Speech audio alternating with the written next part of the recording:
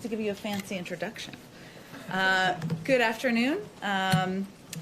President Biden is continuing to follow through on his key promise to take swift and bold action that addresses the climate crisis, building on his day one actions of rejoining the Paris Agreement and strengthening our clean air and water protections and holding polluters accountable. Today, he will take executive action to tackle the climate crisis at home and abroad while creating good-paying union jobs, building sustainable infrastructure, and delivering environmental justice. I'm thrilled today, as a part of our effort to bring policy experts into the briefing room. We're joined by two very special guests who are going to talk to you all about today's executive orders and take a few questions as well. And I will always, as always, play the role of bad cop when they have to go. National Climate Advisor Gina McCarthy and Special Presidential Envoy for Climate and my former boss, former Secretary of State John Kerry. And a big day for Boston in the briefing room. So, okay, with that, go ahead. Thank you. It's a big day for Boston every day. Thank you, everybody. Today, President Biden will build on the actions he took on day one, and he'll take more steps to fulfill commitments he made to tackle the climate crisis while creating good-paying union jobs and achieving environmental justice. In his campaign, he and Vice President Harris put forward the most ambitious climate vision that any presidential ticket had ever embraced. And he spent more time campaigning on climate than we have ever seen. The president also has consistently identified the climate crisis as one of four interrelated existential crises that are gripping our nation all at once. And he's demanding answers that can address all four. And he's not waiting to take action, getting us started on his first day in office, because science is telling us that we don't have a moment to lose to fight against all four of these crises in a way that recognizes their intersectionality. He's always committed the U.S. to he's already committed the U.S. to re-enter the Paris Climate Agreement, and he committed us as well to start undoing the assault on our environment that has occurred over the past 4 years, and he is now taking additional action to really target the challenge of climate change. So today, for me, is a very good day. Just 1 week into his administration, President Biden is continuing to move us forward at the breadth and the pace that climate science demands.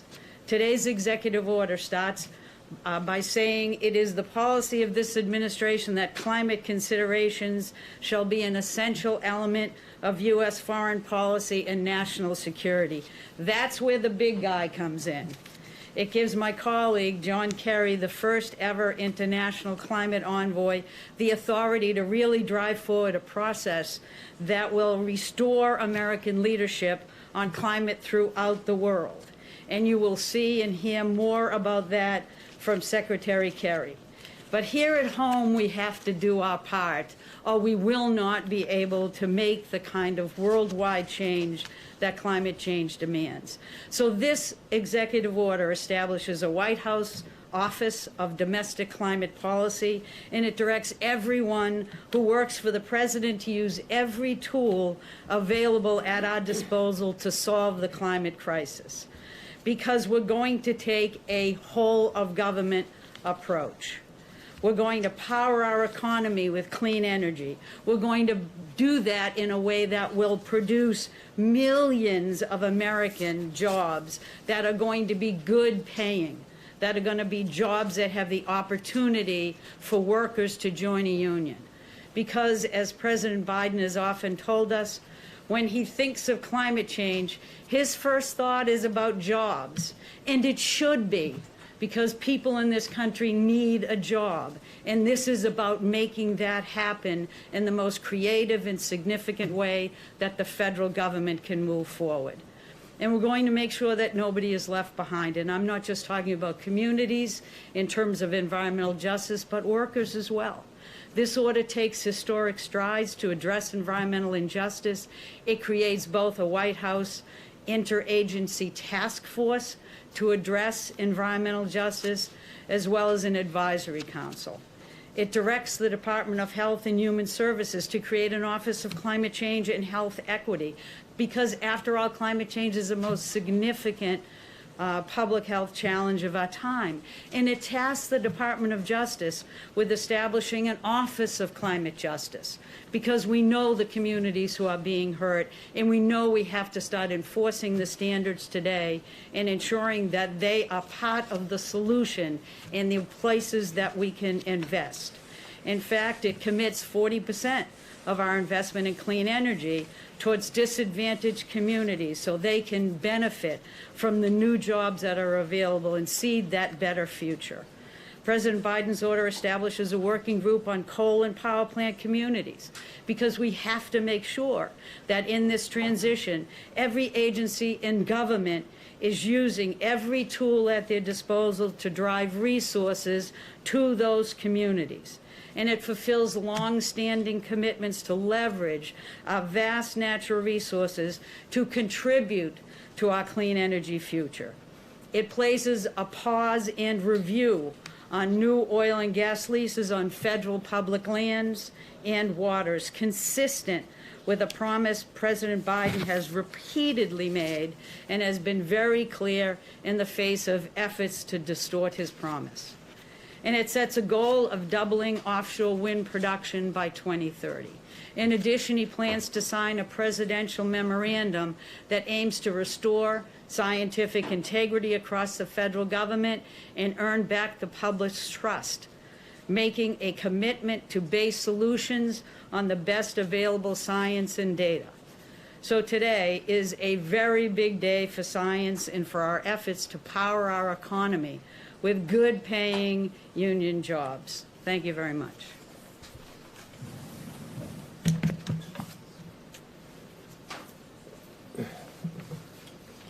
Good afternoon, everybody. It's great to be here. Let me say, first of all, what a pleasure it is to be here with Gina.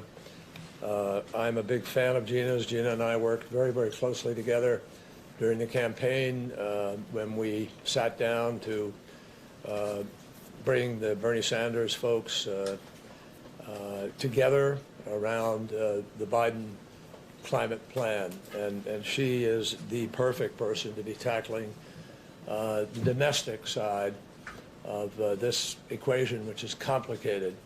And nobody knows the details better than she does, and nobody's going to be more effective at corralling everybody to move in the same direction.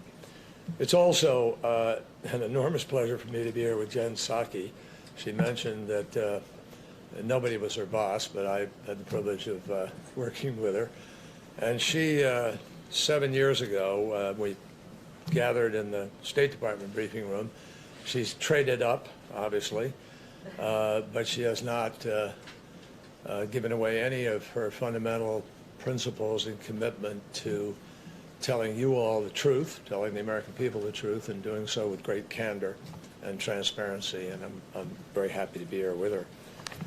The stakes on climate change just simply couldn't be any higher than they are right now. It is existential. We use that word too easily, and we throw it away. But we have a big agenda in front of us on a global basis.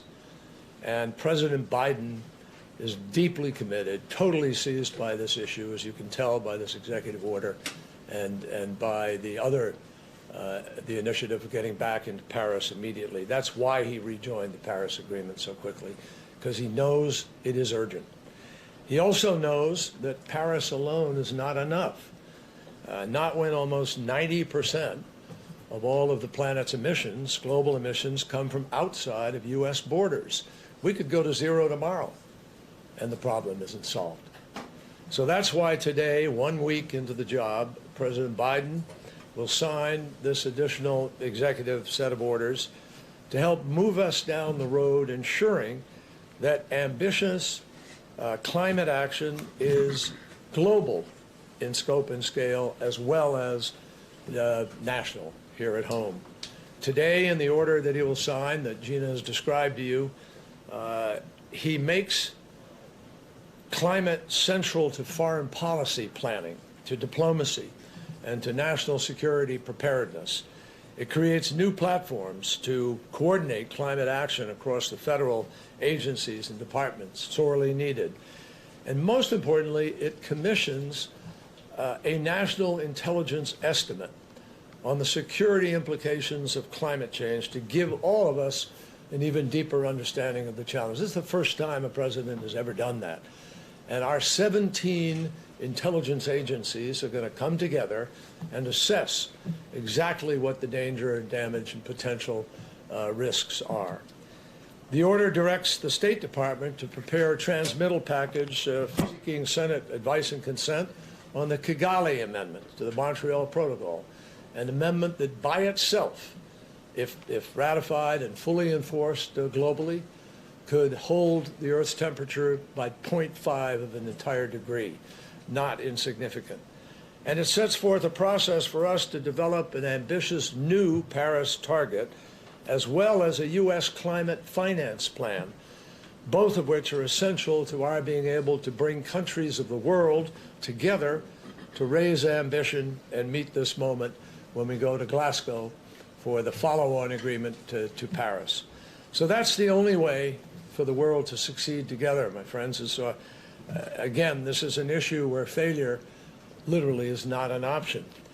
As he committed to doing on the campaign trail, the president is announcing that he will host a leaders summit on climate change less than 3 months from now, on April 22nd, Earth Day, which will include a leader-level reconvening of the major economies forum.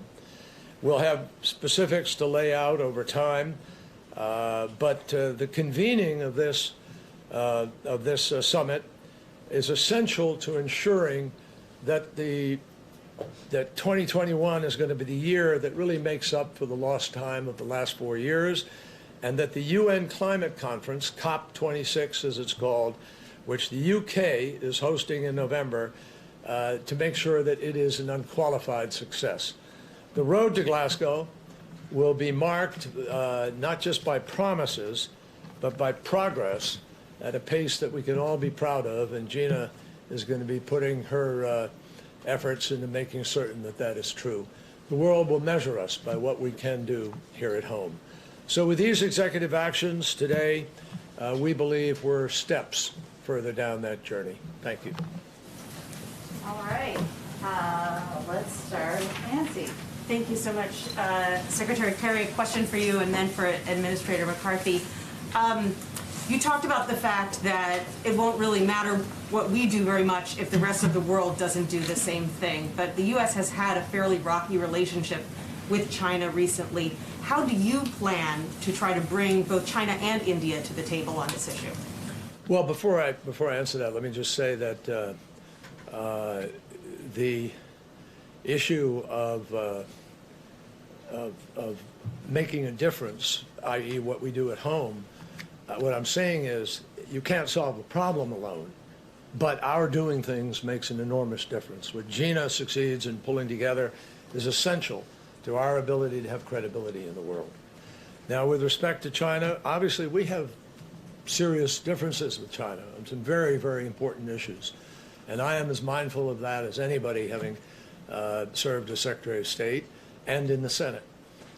The issues of theft of intellectual property and access to market, South China Sea, I mean, run the list. We all know them. Those issues will never be traded for anything that has to do with climate. That's not going to happen. But climate is a critical standalone issue that we have to deal on in the sense that China is 30% of the emissions of the world. We're about 15% of the emissions of the world. You add the EU to that, and you've got 3 entities that are more than 55% or so. So it's urgent that we find a way to compartmentalize, to move forward, and we'll wait and see. But President Biden is very, very clear about the need to address the other issues with China. And I know some people have been concerned. Nothing is going to be siphoned off into one area from another. And then a question for either of you on coal. Your executive order talks about oil and gas on federal lands, but it doesn't really say much about coal. What is this administration's policy when it comes to coal? Well, in terms of the oil and gas decision, is to make sure that we take a little pause and review the entire strategy of how we're looking at public lands. So it will include looking at what new leases ought to be approved and sold. It's looking at our ability also to look at coal in that mix. So the program review is going to look at how we manage public lands consistent with climate, but also consistent with the marriage between climate and really growing jobs of the future. So it will be in the mix to be looked at, but it is not at this point included. It was not part of the commitments on the campaign, but we're going to take a close look at all of it. And can I just add on your comment about China? Which I'm not going to speak to the international dynamic, but I am going to say that part of the challenge that we face here is a challenge that President Biden has already started to address with his Buy America pledge. We have to start not just shifting to clean energy, but it has to be manufactured in the United States of America, not in other countries. And there is going to be a large discussion about how we make sure that a lot of the investment is about building up our manufacturing base again. That's great jobs. That's often, hopefully, union jobs. But it is also a wonderful opportunity for us to recoup the benefits of that manufacturing and lower the cost of clean energy. Part of the way we're going to get there is by making sure the federal government buys American and that the federal government looks at its procurement across every agency so that the breadth of what we spend is designed to advance job growth in the United States, to advance health benefits for environmental justice communities, and to begin to tackle the the existential challenge of climate change. Jeff Mason? Thank you. Jeff Mason with Reuters. Question for both of you. Can you give us a sense of when you expect to have the so-called NDC, or U.S. target for cutting greenhouse gas emissions as part of the Paris Accord? And can you also give us a sense of how ambitious you plan to make that number? Will it be 40%, 50%, higher than that? We're united in this. Yeah, I'm the dude who's supposed to deliver this in a timely way, and he sets the timing. So that basically we want to make sure that the NDC is something that can be announced before the summit on Earth Day. And so we're going to be out of the gate working with the agencies to see what kind of reductions and mitigation opportunities there are, and also, again, to look at our public lands to make sure that we can continue to store carbon in our soil, to work with agriculture and others, to look at how we better manage our forests so we're not seeing the devastating forest fires that we've been having before. So all across the federal government, every agency, and you'll see many of them specifically tasked in this executive order, will participate in the task force that we're going to have to actually develop the most aggressive NDC that we can to deliver the kind of boost that Secretary Kerry is looking for to be able to ensure that our international efforts are robust and sufficient to address the challenge internationally. Just to follow up on that, perhaps for Secretary Kerry, how do you assure international partners that the U.S. will stick to whatever you propose after having seen the Trump administration take the U.S. out of the Paris Accord? Well, that's precisely why we're going to stick by it, and I think our word is strong. I've been on the phone for the last few days talking to our allies in Europe, elsewhere around the world, and they are welcoming us back. They know that this administration already had a significant part of what has brought us to, will bring us to Glasgow, which was the Paris Agreement. The Obama-Biden administration had great credibility on this issue, and having President Biden be the person now who is driving this forward is enormously meaningful to the folks there. And they also know that I was deeply involved in the negotiations in Paris and am now asked by President Biden, to make certain that we do the same at Glasgow, if not more. So I have had no one question our credibility at this point in time. Someone probably will, and the answer will be that I think we can achieve things in the course of the next 4 years that will move the marketplace, the private sector, global finance, innovation and research, that in fact no political person in the future would be able to undo what the planet is going to be organizing over these next months and years. This is the start of something new. I don't know if you read Larry Fink's letter of BlackRock yesterday, but there's a new awareness among major asset managers, commercial banks, and others about the need to be putting resources into this endeavor, because it is major in investment demand. So I think the proof will be in what we do. Neither Gina nor I are going to start, throwing around a lot of big promises. But you heard what she just said, and we will work very closely, because we're going to try to bring to the table to help inform her and the folks she's working with what we're picking up abroad and what people are doing abroad and the steps that they're taking and how we now have to measure ourselves against them and they will measure themselves against us. We are well aware of that. Go ahead. Can I just add something? I just want to call attention to the fact that cities and states have really picked up the initiative to move forward on clean energy, because the solutions are cheap. The solutions compete effectively against fossil fuels. We are talking about solutions that we're not asking anybody to sacrifice, but are to their advantage. And if you look at the record over the past 4 years, while the prior administration might have wanted clean energy to head in a different direction, it's gone faster and farther than anyone ever expected. And the idea that we could, with this new work that we're doing together, send signals to the marketplace who are purchasing at the federal level and are relooking at different ways of having on-the-ground change, we can build that demand. We can actually grow significantly millions of clean energy jobs. And all of a sudden, the question won't be whether the private sector is going to buy into it. The private sector is going to drive it. And so this is going to be a signal setter, the way the federal government ought to set on what our values are, what we think the future needs to be. And this is a value-laden effort that President Biden has undertaken with full knowledge that it's going to benefit jobs, it's going to benefit our health, and it's going to lead to that future we want to hand to our children. We'll just do these two in the front, and then they will come back, I promise.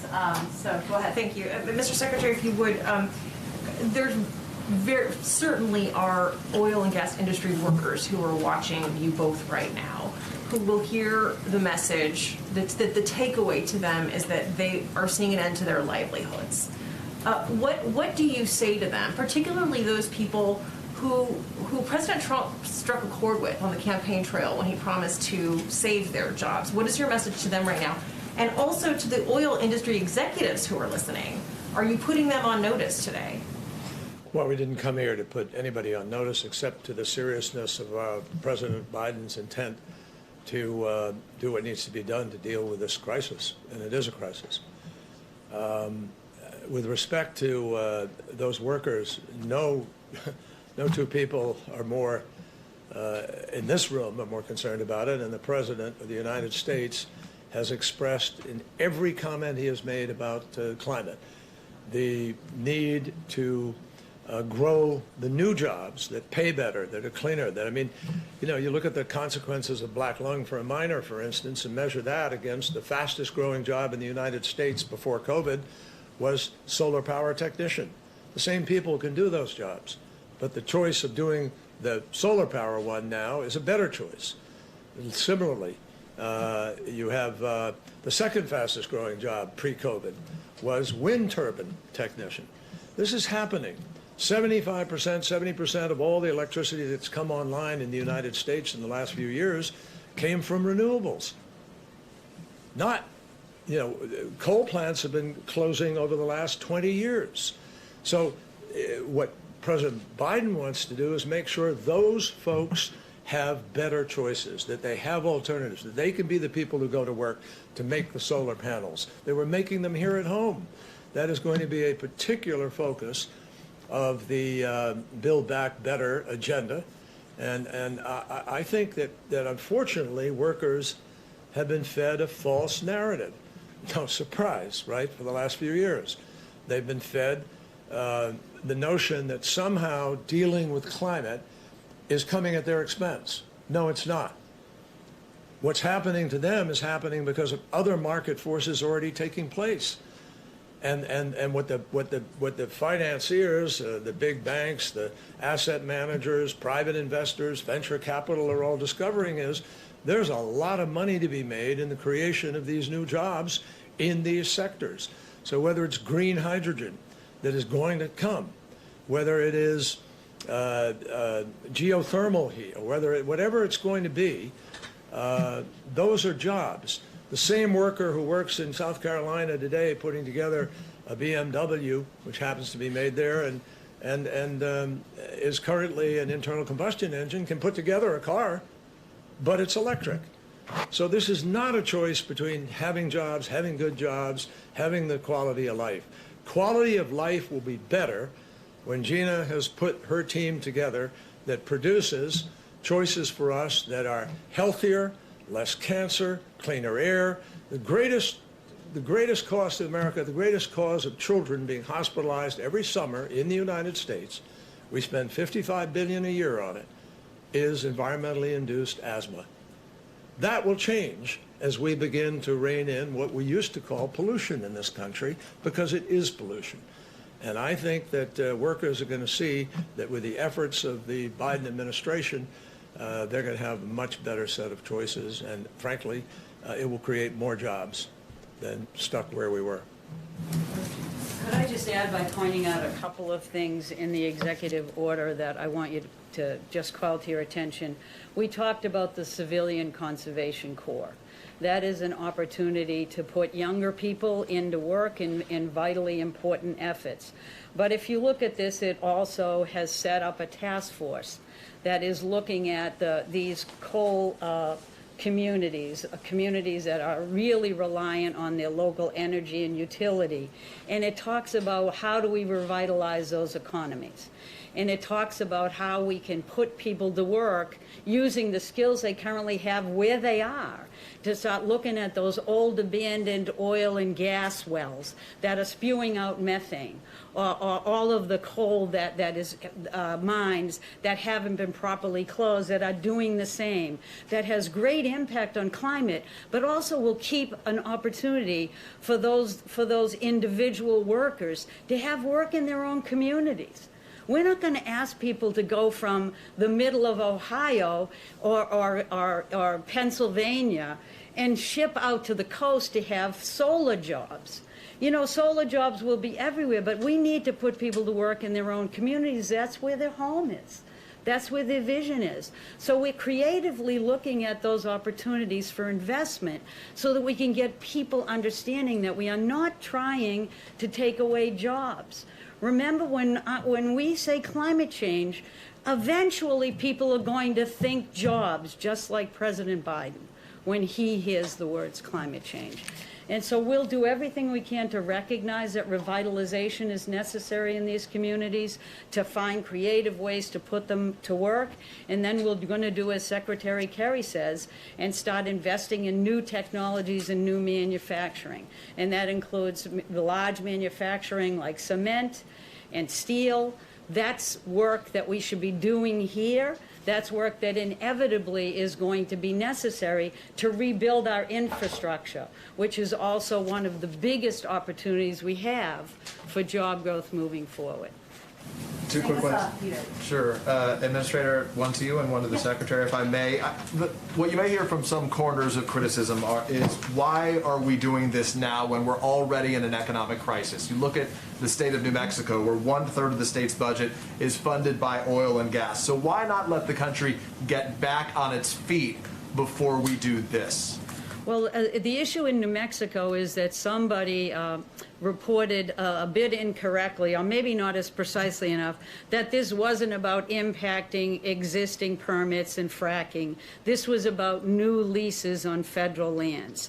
So I think that the opportunity for the states to continue to accrue the royalties from both coal and oil and natural gas that is properly done on federal lands is going to continue, and there's even an opportunity in the review of that program to look at the royalty issues, look at the job growth opportunities, look at a variety of things to make sure that public lands are being properly managed.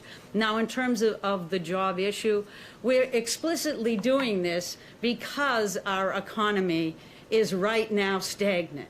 We have millions of people out of work, out of jobs, millions of people that are afraid they can't feed their families. If you're faced with that, what do? You boost the economy and you grow jobs. But why at the same time aren't we thinking about the weaknesses of our current economy in terms of the number of environmental justice communities that have been left behind, the number of people that are breathing dirty air and their kids are getting asthma? So instead, let's think about all of it at the same time. I know it's a crazy idea in your bureaucracy. You're only supposed to do one thing, what we're going to do, and think about all of it. Because people need to have jobs. This is all about building the jobs of the future we want, not continuing to niddle at an economy that is no longer going to be where our future lies. Mr. Secretary, to you right now over the course of this first week, there are a lot of big priorities here. There's COVID, the economy, immigration, racial justice, now climate change. As a veteran of Congress, of the Senate, what is the priority and how quickly do you need legislation to make this permanent? Well, Peter, the priority is precisely what the president has set out, all of them, all 6 of the major crises that he faces. And he's addressing every single one of them, and he knows that the United States, all of us, have the ability to be able to do that. And the reason that has to be done is every single one of them are life and death. Every single one of them represent a challenge to the very fiber of our society. And the other reason, obviously, everything, I agree with everything Gina said, but I'd simply add that the other reason for doing it now is the science tells us we have to. And that's one of the things the president is restoring today in the executive order is respect for science and the science office. So, I mean... $2 trillion price tag. $2 trillion for COVID, $2 trillion for this. It's a lot of money to a lot of Americans. It is real money, and yes, it's a lot of money, but you know what? It costs a lot more if you don't do the things we need to do. It costs a lot more. There are countless economic analyses now that show that it is now cheaper to deal with the crisis of climate than it is to ignore it. We spent $265 billion 2 years ago on three storms, Irma, Harvey, and Maria. Maria destroyed Puerto Rico. Harvey dropped more water on Houston in 5 days than goes over Niagara Falls in a year. And Irma had the first recorded winds at 185 miles an hour for 24 sustained hours. That last year, with one storm, $55 billion. So we're spending the money, folks. We're just not doing it smart. We're not doing it in the way that would actually sustain us for the long term. So this is critical. The goal of the Paris Agreement was to hold the Earth's temperature increase to 2 degrees centigrade. Even if you did everything that was in Paris, we're going up to 3.7 or 4. That's catastrophic. What President Biden is trying to do is listen to science, listen to facts, and make tough decisions about what we need to do to take the world to a better place, and particularly our own country. And that is what he is committed to doing. So, yes, there are a lot of challenges right now, which sadly, all of them were exacerbated by the last 4 years. Now we have to try to make up for that. And that is a hard pull, but this president is capable of doing it, and he's putting together a great team that I think can help him do that. Thank you, sir. Thank you.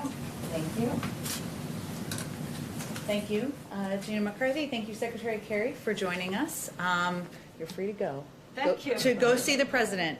So you can all see they're both experienced and passionate and tenacious, having worked with both of them in the past. So the crisis is in good hands. I know we have a short period of time here, but I just wanted to provide an update on a question that you all have been asking a bit about, which is what some of the outreach our teams are doing as it relates to the COVID package that is a top priority for President Biden.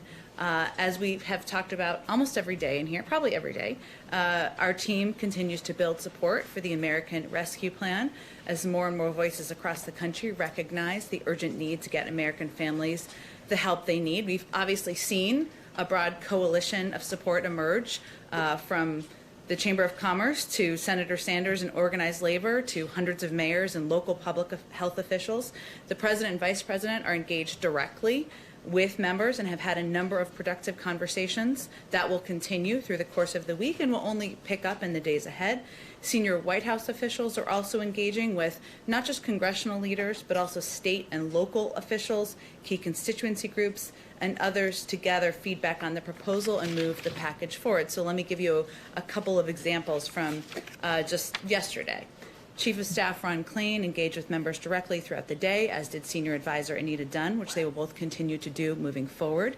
Counselor to the President, Steve Ricchetti, and Office of Legislative Affairs Director Louisa Terrell are quarterbacking the team's broader legislative outreach and have had dozens of conversations with individual members to understand their priorities and receive their feedback.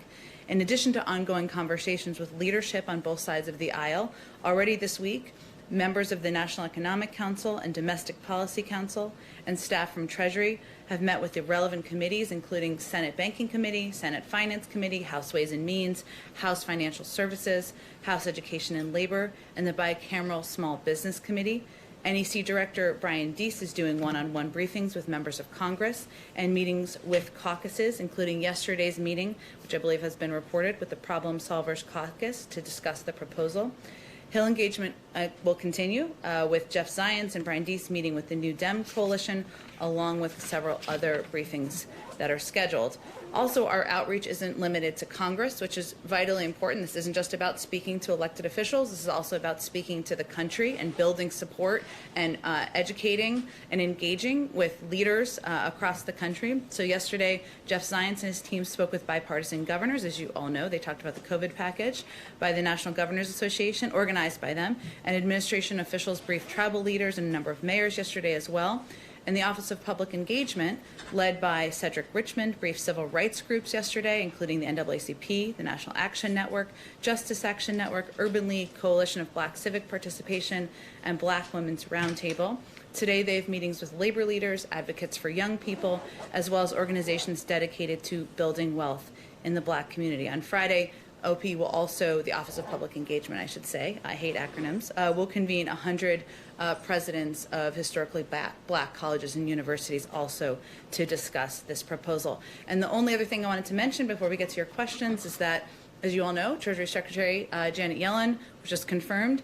The President will be meeting with his economic team on Friday, including Secretary Yellen, for a briefing on the impact of delay in moving forward with the additional economic relief. With that, let's get your questions. Alex, it's your first day in the White House briefing room. Thank you. And Alex's first day, 2 Alex's first days. It's good to be here. There's an initiation afterwards that the press corps will conduct. I'm ready Yes, for it. go ahead. Yeah. I'll make it quick because I know you have a pretty hard out in a few minutes. But I think you all have a heart out too, but yes. I wanted to ask about one of your favorite topics, impeachment. Nearly every Republican senator last night voted to throw out the impeachment trial against President Trump. Does President Biden have a reaction to that? Does he trust Congress to hold President Trump accountable for the insurrection against the Capitol? And does he see censure against former President Trump as a viable alternative to conviction, since it looks unlikely at this point? Well, the president certainly respects the role that Congress has. Senators, of course, the Senate, as they're overseeing the trial moving forward, in determining the pace and the path forward for holding the former president accountable. That continues to be his belief. In all of his conversations that he's been having with members about the recovery plan, they have said they expect from him that his focus will be on COVID relief. That's how he will use the bully pulpit. That's how he will speak to the American people, and they are eager to work with him on that. So that's where his focus remains, and what steps they take to hold the former president accountable, he'll leave it to them. Why the resistance on weighing in on the issue? We've weighed in many times. The president has been asked about the issue. We put out a statement when the House put out a vote, voted on impeachment, I should say, but his focus is on delivering on what the American people elected him to do, which is to get relief to the American people, to get the pandemic under control, to ensure working families can put food on the table, and that's where he feels his efforts should remain. Okay, go ahead. Thanks, Jen. Does the White House have a comment on this social media profile that has emerged of Representative Marjorie Taylor Greene? And is there a response to whether any disciplinary action should be taken against her given everything that's come out? We don't, and I'm not going to speak further about her, I think, in this briefing room. Okay. Go ahead. Oh, one more, if you don't mind, just kind of a little bit of housekeeping. Sure. The last administration had suggested that on the origins of the COVID-19 virus, that it may have originated in a lab in China. It was never definitive. Do you have an update on that, on the origin, where we are on that investigation? Well, first, obviously the misinformation, of course, that we've seen also come out of some sources in China is of great concern to us. It's imperative that we get to the bottom of the early days of the pandemic in China, and we've been supportive of an international investigation that we feel should be robust and clear. Our view is that we must prepare to draw on information collected and analyzed by our intelligence community, which is something that is ongoing, and also to continue work with our allies to evaluate the report's credibility on the investigation once it's done. In addition, as you all know, Secretary of State Tony Blinken was just sworn in yesterday, and one of his priorities is, of course, ensuring that our staffing on the ground in Beijing, which is something that fell back in the last administration, is returned to what it was prior, which means we want to have science experts, policy experts on the ground in the roles that they should be serving in to ensure that we're also there representing our interests from the United States on the ground in China. Go ahead, Peter. A couple quick ones that I still don't think I fully understand. I know the executive order that was signed, but has this White House invoked the DPA, and how soon till we'll actually see companies compelled to produce supplies or vaccine or whatever else that impacts Americans? It was invoked the day it was signed, within 24 hours of it being signed. You said that jump-started the process, so I guess that meant it was invoked. Yes, and I confirmed that when it was the next day, the following day in the briefing room, which I realize everybody can't be here every day because of COVID. But it was invoked, and it means that our work is ongoing with companies to ensure that we are expediting the manufacturing of materials to ensure that we can get 100 million shots in the arms of Americans. And I know there's been some confusion about this and what exactly it is. What does the DPA mean? There are a few examples that our team has cited, including on vaccine supply, low dead space syringes, which means it allows for the ability to get an extra dose into the Pfizer vial, which is important to getting more doses out there. Additional N95, the production of additional N95 masks, isolation gowns, gloves, pipette tips, and high absorbency foam swabs. So we're really talking about very specific materials that can be used by vaccinators to get these shots in the arms of Americans. Thanks for clarifying. There was some confusion on the earlier call, which is why I repeated here. Let me ask one other question. Yesterday you deflected this to the USOC, but my question's a little bit different today. We're now hearing from the organizers of this year's Summer Games in Japan, and the head of Japan's Olympics Committee is seeking public reassurances from President Biden himself, given that the U.S., of course, is the largest contingent of athletes, that the games should be able to go on. As the world is dealing with the pandemic right now, based on where we are now with the vaccine, does President Biden believe the games in Japan can safely go on? Well, the president, and I'm not sure if this readout had gone out yet, but he had spoken with the Prime Minister of Japan earlier this morning, and a readout was going out as we were coming out to the briefing. I'm not sure if they spoke about the Olympics. I'm happy to check with our national security team on that to follow up with, but I don't have any more assessment of the Olympics at this point in time. Whether he has, so it hasn't been discussed whether he has a position on whether it would safely be able to go on yet? I don't have anything more other than, I haven't had much on it, but I don't have anything more than I've had on other days on it. So we ask, so we'll follow up with understood, and they just had a call this morning, but I haven't had a chance to talk to him specifically about it. Go ahead. Jen. Thanks, Jen. Two vaccine questions. First of all, this came up on the COVID call earlier, but how seriously is the White House considering using the Defense Production Act to compel other pharmaceutical companies to produce the Pfizer and Moderna vaccines to resupply? Well, I didn't hear the entirety of the call because we were doing some preparation for the event this afternoon. But from listening to our team talk about it, there are obviously manufacturing facilities that have the capacity and the ability to get these vaccine doses out. And we don't want to get behind the pace of and start from scratch, I should say, in ensuring that they're ready to do that. I don't think our concern at this point is whether or not we're going to have the vaccine doses. Obviously, the president announced yesterday the intention to purchase additional doses. Our confidence in the manufacturers to have those doses available. The concerns we have are one, contingency planning and all of the different things that can happen because this is a Herculean task that has never been done before, but also ensuring we have vaccinators, we have vaccine sites, et cetera, available. So I have not heard from our team plans to seek other manufacturers at this point in time, and I'm happy to follow up with them and see if there's anything additional. And then on the 200 million doses, the president said he's ordering them. What is the status of that order? Have Pfizer and Moderna agreed to produce 100 million doses each, and how quickly do they say they can do it? Well, we expect to get the doses by mid to late summer, the majority of doses by mid to late summer, some earlier than that. So we're confident that we'll be able to get those from the manufacturers, yes. Go ahead, Karen. Jen, a couple questions on schools. Does the administration plan to develop metrics or standards for what a safe reopening of schools will look like? We do, and our CDC director, and I'm not sure, again, if she was asked about this, important question, I know as a fellow mother, but we will have specifics that we'll defer to the CDC on the safe reopening of schools.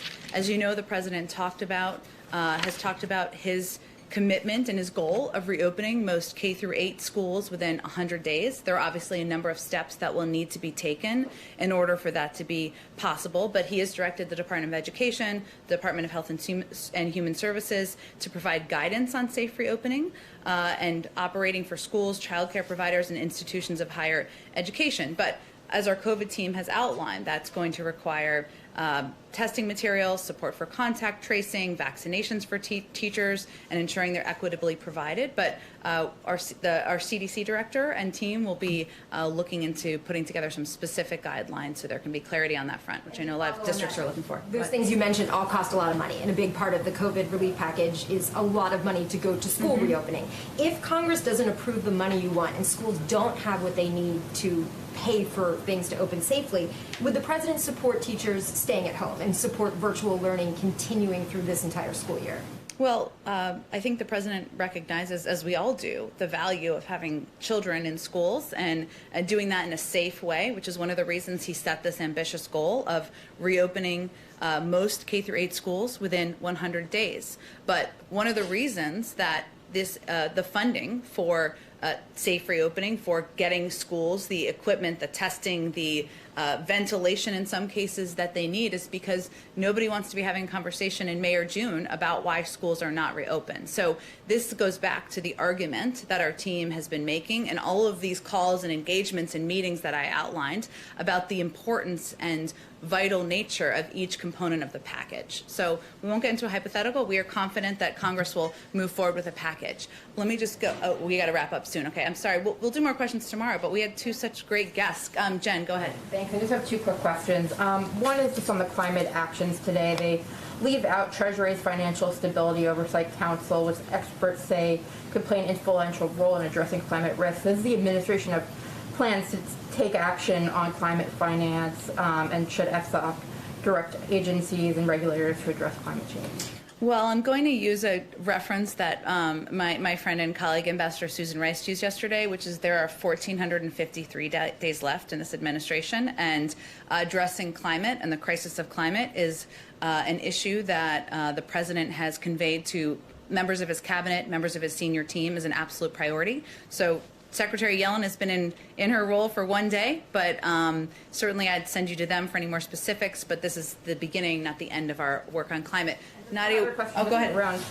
Is the White House concerned about the stock market activity we're seeing around GameStop, and now with some other stocks as well, including the subsidiary or whatever, the company that was Blockbuster? And have there been any conversations with the SEC about how to proceed? Well, I'm also happy to repeat that we have the first female Treasury Secretary and a team that's surrounding her, and often questions about market we'll send to them. But our team is, of course, our economic team, including Secretary Yellen and others, are monitoring the situation. It's a good reminder, though, that the stock market isn't the only measure of the health of our economy. It doesn't reflect how working and middle-class families are doing. As you all know from covering this, we're in the midst of a K-shaped recovery. America's workers are struggling to make ends meet, which is why the president has introduced this urgent package to get immediate relief to families. All right, I'm going to go Nadia, and then we'll be totally done because everybody has to go. Okay, go ahead. Thank you, Jane. Good to see you on a different podium. I have two questions, Sure. one about COVID and one about China. Okay. Regarding COVID, the president promised to increase supply to states by 10 million doses. Yet statistics shows that 47% of Americans are hesitant to take the vaccine, despite that the president and the vice president took it publicly. What is the administration doing to convince Americans to take it, to reach the herd immunity by, say, 70% by the fall? You're absolutely right, Nadia, that this is one of the biggest challenges we face. And for anyone who tuned into the briefing that our health team led this morning, it was one of the first issues that CDC Director Dr. Walensky raised. And one of the things we're doing is prioritizing providing correct information about it. The vaccines, so I'll take the opportunity. The Pfizer and Moderna vaccines are safe and effective. That's one of the things she said today. They were tested in large clinical trials to make sure they meet safety standards. About 30% of U.S. participants in those trials were Hispanic, African American, Asian, or Native American. About half were older adults. And so we want to provide clear data, as I just did, but also we want to meet people where they are, communicate directly with communities of color, people who have concerns, and use medical and health professionals to do exactly that. Okay, you had a China question, and then you really have to go, but go ahead. And second, many welcome to your rejoining of the WHO, yet some wants to push for a transparent investigation into the relationship between China and WHO. And also, yesterday in her hearing in the Senate, Governor Raimondi declined to blacklist Huawei technology in the U.S. Is this some kind of caving into China, or is it a nuanced way to deal with China? So I think the second reference, I think, was to Huawei, right? And then yes. So let me just convey clearly our position on this. Let us be clear, telecommunications equipment made by untrusted vendors, including Huawei, is a threat to the security of the U.S. and our allies. We'll ensure that the American telecommunications network do not use equipment from untrusted vendors, and will work with allies to secure their telecommunications networks and make investments to expand the production of telecommunications equipment by trusted U.S. and allied companies. Again, we'll take many more questions tomorrow. Thank you all. Have a great rest of your day.